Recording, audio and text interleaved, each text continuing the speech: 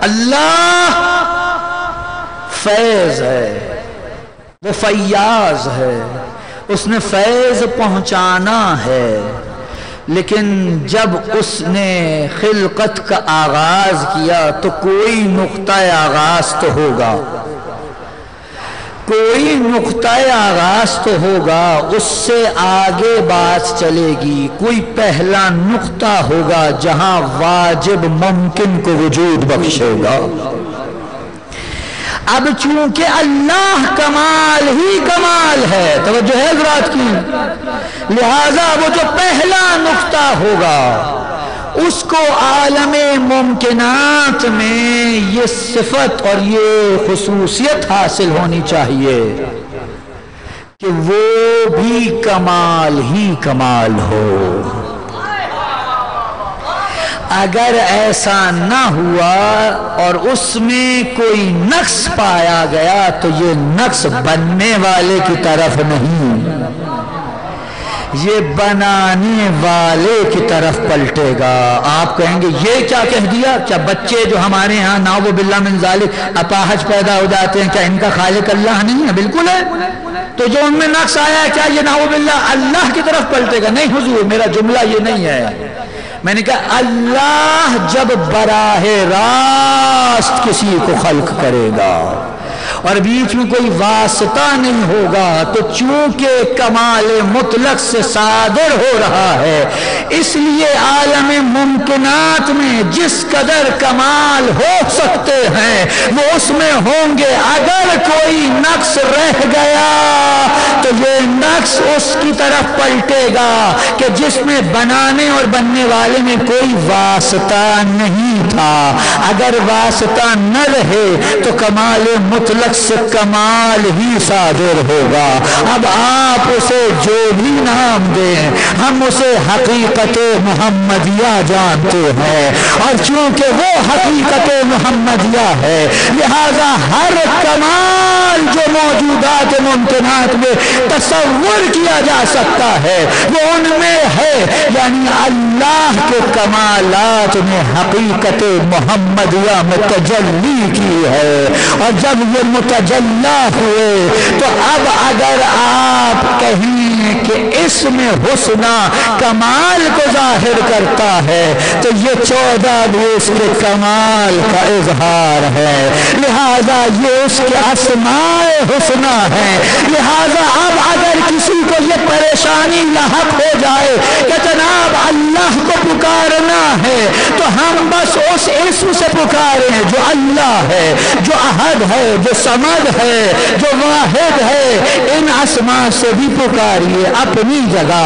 لیکن اگر آپ یا علی کہہ رہے ہیں، اگر آپ یا محمد کہہ رہے ہیں، اگر آپ یا فاطمہ کہہ رہے ہیں اور دماغ میں یہ ہے کہ یہ وہ ہیں جنہیں اس کمال مطلق نے کمال بخشا ہے اور انہیں اپنے کمال کی تجلی بنایا ہے، تو آپ پکار انہیں رہے ہیں لیکن حقیقت میں خدا کو آواز دے رہے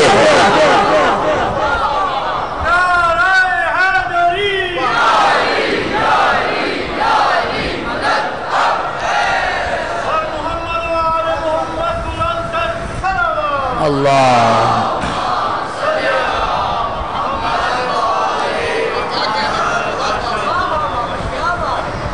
اب جملہ کہہ دوں پھر، وَلِلَّهِ الْأَسْمَاءُ الْحُسْنَى، تمام اسماء حسنہ اللہ کے ہیں۔ آپ کو جو ظاہر میں علی ایک جسمانی وجود میں دکھائی دے رہے ہیں یہ حقیقت علی نہیں ہے، یہ تو وہ جسم مادی ہے جو نجف میں دفن ہے، جس کی میں اور آپ زیارت کرنے جاتے ہیں۔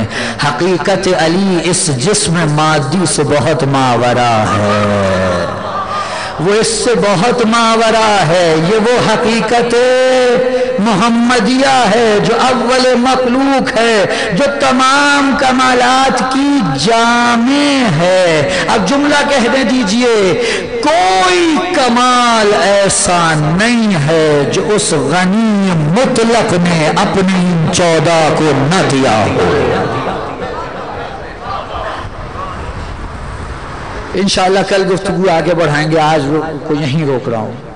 یہ اسماء حسنہ ہے۔ اسماء حسنہ کا مطلب جانتے ہیں؟ اب میں ایک لفظ کہہ رہا ہوں، بحث کل کریں گے۔ یہ وسائط فیض الہی ہیں، یہ واسطہ فیض الہی ہے۔ میں بڑا شکر گزار ہوں آپ تمام کا کہ اتنی سنگین گفتگو پہ آپ میرے ساتھ پل صراط پہ چلتے چلے آئے۔ یہ عین توحید ہے کہ ہم کہیں ان کے پاس جو کچھ ہے وہ اس کا دیا ہوا ہے، اور پھر ہم یہ کہیں ان کے پاس سب کچھ ہے جو اس کا دیا ہوا ہے۔ لیکن امت نے کوئی کمی نہیں چھوڑی مصائب اور مظالم ڈھانے میں۔ آج 13 محرم الحرام تھی، جی چاہ رہا ہے ان بے کفن لاشوں کے دفن ہونے کا حال پڑھوں جنہیں دفن کرنے کے لیے 2 دن کا وقت لگا۔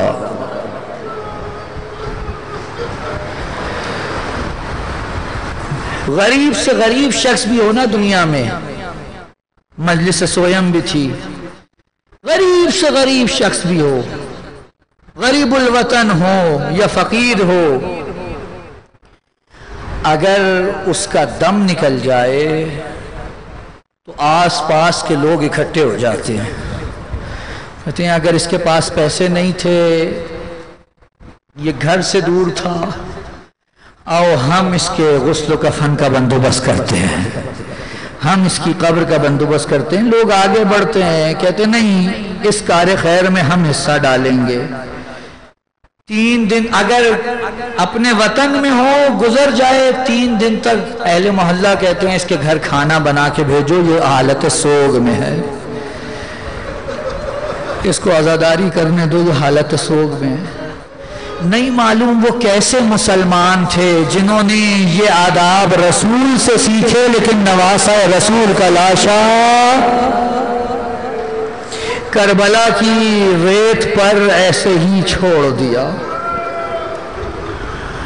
لشکر یزید 11 محرم کو اپنے لاشیں دفنا کر نکل گیا، اور وہ لاشیں کہ جن کے اہل رسول کی آغوش کے پروردہ تھے، وہ کربلا کے صحرا میں ریت کے درمیان پڑے ہیں۔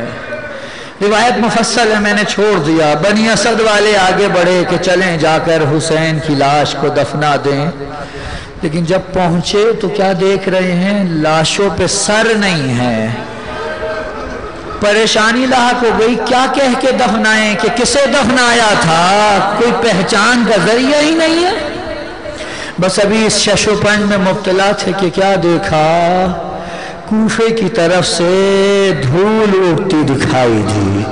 یہ ٹیلوں کے پیچھے چھپ گئے کہ کہیں ایسا نہ ہو کہ امیر ابن زیاد کی طرف سے کوئی مخبر آ گیا ہو۔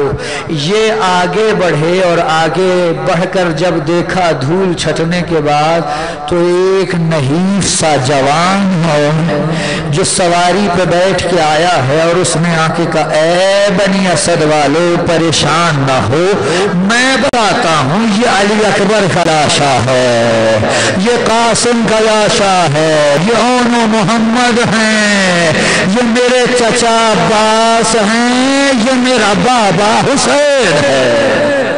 اجرکم اللہ۔ عزادار و سید سجاد اعجاز امامت سے تشریف لائے اور آ کر جنازے دفنانے شروع کیے۔ مہیج الاحزان کی روایت ہے، معذرت چاہتا ہوں سادات و غیر سادات سے، کہتے ہیں سید سجاد نے حکم دیا کہ ایک اجتماعی قبر کھود کر تمام شہداء کو اس میں دفنا دیا جائے۔ تمام شہداء کو دفنایا، گنج شہیدہ تیار ہو گئی۔ حبیب ابن مظاہر کو الگ دفنایا۔ اب باری آئی حسین کو دفنانے کی۔ سید سجاد نے کہا تم قبر تیار کرو، دفن میں اکیلے کروں گا۔